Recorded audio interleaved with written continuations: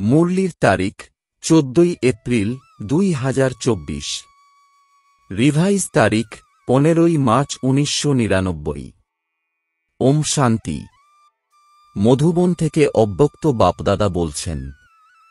মুরলির শিরোনাম, কর্মাতীত অবস্থায় পৌঁছানোর জন্য কন্ট্রোলিং পাওয়ারকে বাড়াও, স্বরাজ্য অধিকারী হও।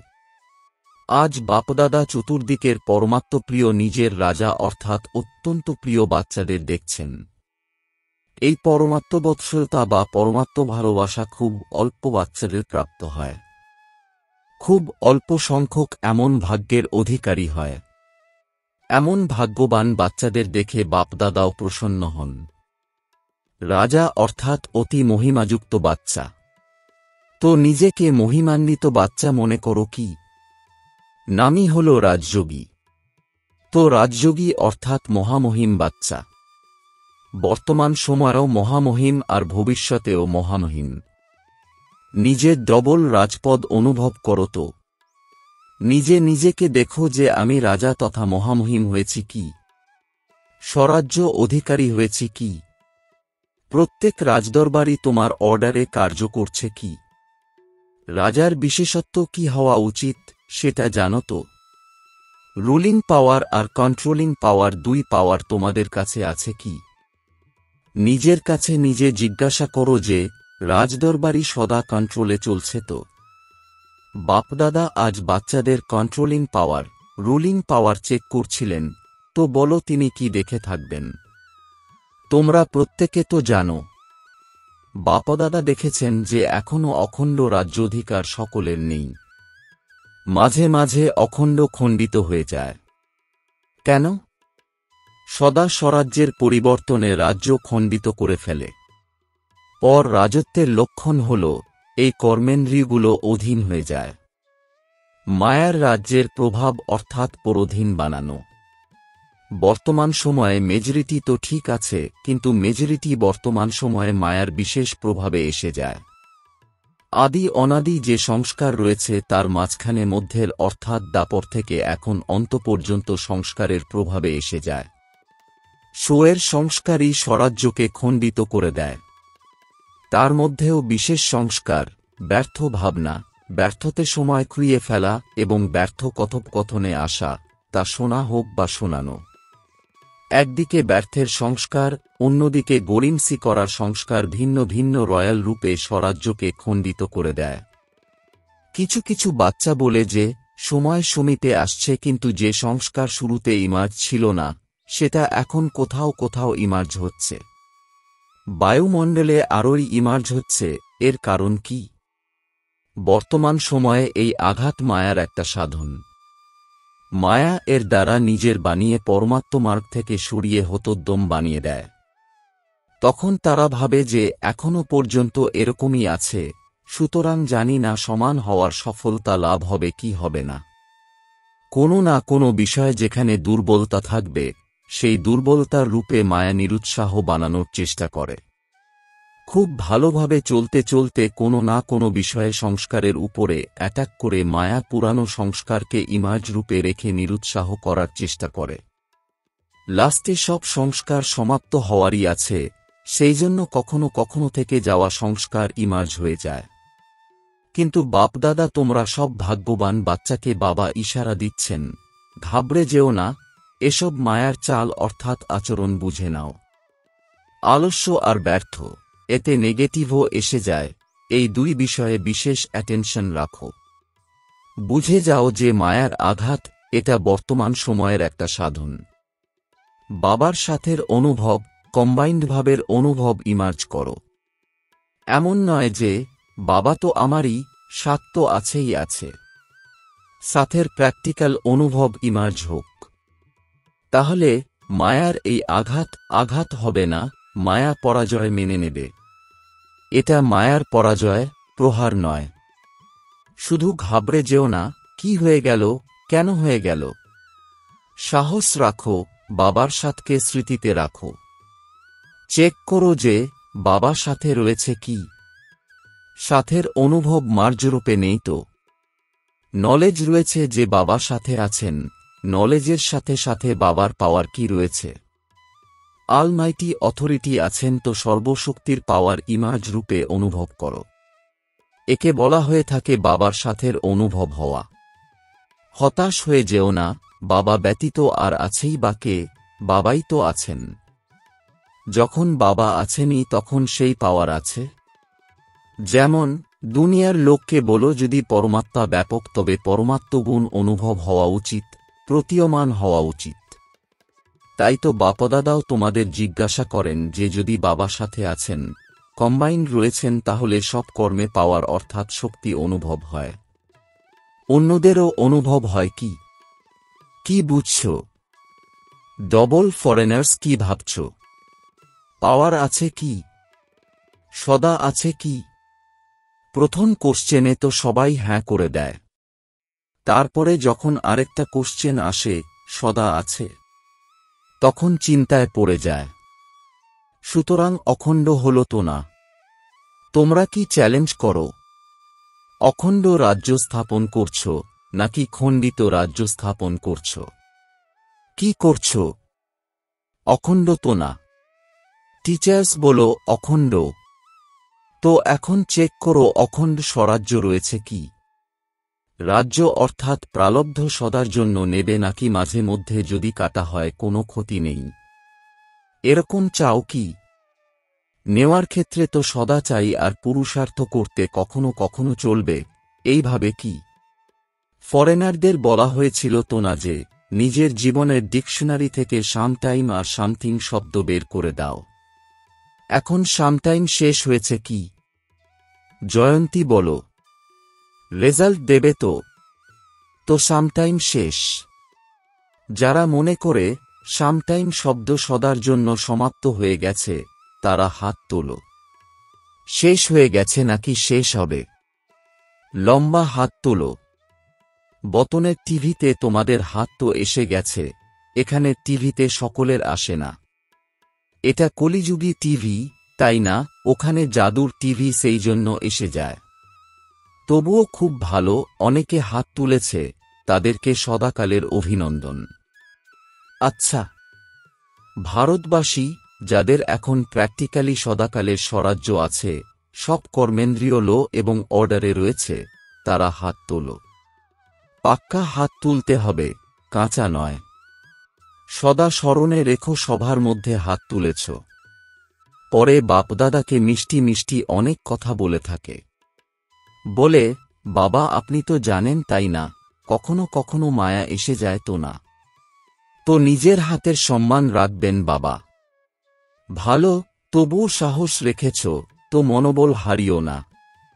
সাহসের প্রতি বাপদাদার সহায়তা আছেই আছে। আজ বাপদাদা দেখেছেন যে বর্তমানে সময় অনুসারে নিজের উপরে, সব কর্মেন্দ্রিয়ের উপরে অর্থাৎ নিজের প্রতি নিজের যে কন্ট্রোলিং পাওয়ার হওয়া উচিত তা কম আছে, সেটা আরও বেশি প্রয়োজন। বাপদাদা বাচ্চাদের আত্মিক বার্তালাপ শুনে মৃদু মৃদু হাসছিলেন। বাচ্চারা বলে যে পাওয়ারফুল স্মরণ 4 ঘন্টা হয় না। বাপদাদা 8 ঘন্টা থেকে 4 ঘন্টা করেছেন, আর বাচ্চারা বলে 2 ঘন্টা ঠিক আছে। তাহলে বলো, কন্ট্রোলিং পাওয়ার হয়েছে কি? আর এখন থেকে যদি এই অভ্যাস না থাকবে তবে সময়মতো পাস উইথ অনার রাজ্য অধিকারী কিভাবে হতে পারবে? হতে হবে তো, তাই না? বাচ্চারা হাসে। আজ বাপদাদা বাচ্চাদের অনেক কথা শুনেছেন। বাপদাদাকে হাসিয়ে থাকে, বলে ট্রাফিক কন্ট্রোল 3 মিনিট হয় না, শরীরের কন্ট্রোল হয়ে যায়, দাঁড়িয়ে যায়। নাম মনের কন্ট্রোল, কিন্তু মনের কন্ট্রোল কখনো হয় কখনো হয় না। কারণ কি? কন্ট্রোলিং পাওয়ারের অভাব। এটা এখন আরও বাড়ানোর প্রয়োজন আছে। অর্ডার করো, ঠিক যেমন হাত তুলতে যদি চাও তো হাত তুলে থাকো। ক্র্যাক অর্থাৎ হাত ভাঙা না থাকলে যদি না থাকে তো তুলে তো থাকো, তাই না? সেরকমই মনের ক্ষেত্রেও এই সূক্ষ্ম শক্তিকে কন্ট্রোলে আসতে হবে, আনতেই হবে।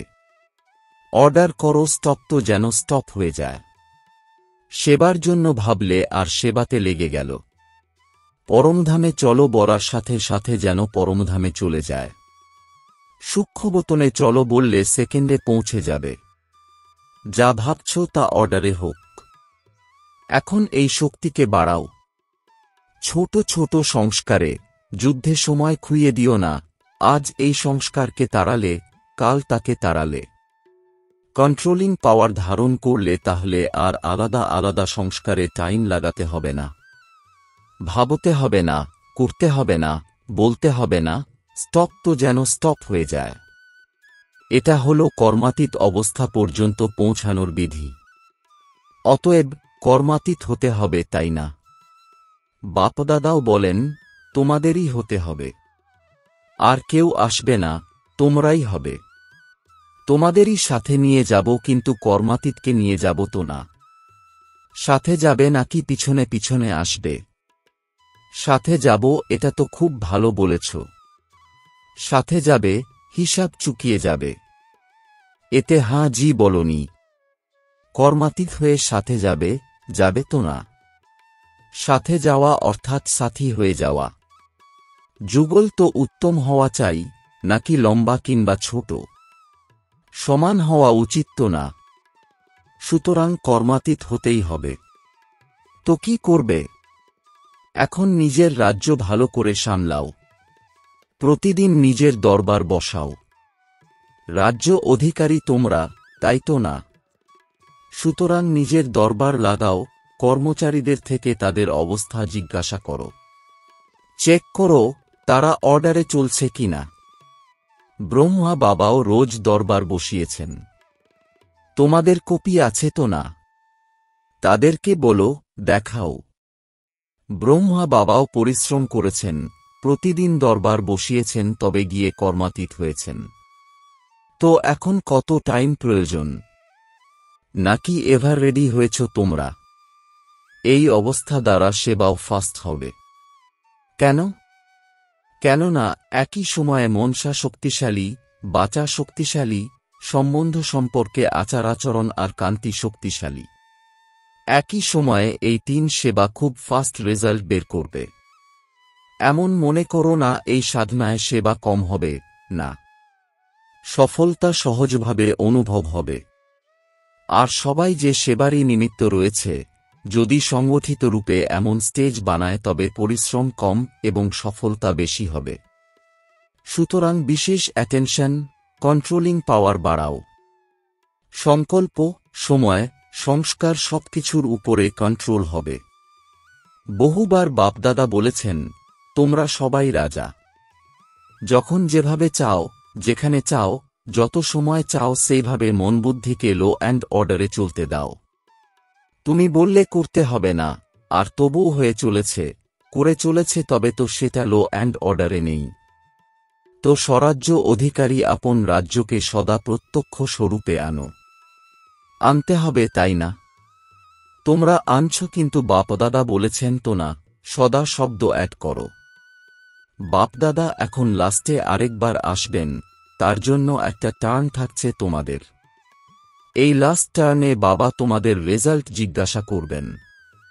15 দিন তো থাকছে তোমাদের, তাই না? তো 15 দিনে কিছু তো দেখাবে, নাকি না? টিচাররা বলো 15 দিনে রেজাল্ট হবে। আচ্ছা, যারা মধুবনের তারা 15 দিনে রেজাল্ট দেখাবে। এখন বলো হ্যাঁ কি না। এবার হাত তোলো। সবাই হাত তুলেছে, নিজেদের হাতের মান রেখো। যারা মনে করে চেষ্টা করবে, সেরকম যারা সচেষ্ট তারা হাত উঠাও। জ্ঞান সরোবর, শান্তিবনের তোমরা উঠে দাঁড়াও। বাপদাদা মধুবন, জ্ঞান সরোবর, শান্তিবনের মুখ্য নিমিত্ত ভাই বোনেদের সামনে ডেকেছেন। বাপদাদা তো আপনাদের ডেকেছেন আপনাদের সাক্ষাৎকার করানোর জন্য। আপনাদেরকে দেখে সবাই খুশি হয়। এখন বাপদাদা কি চাইছেন সেটা বলছেন।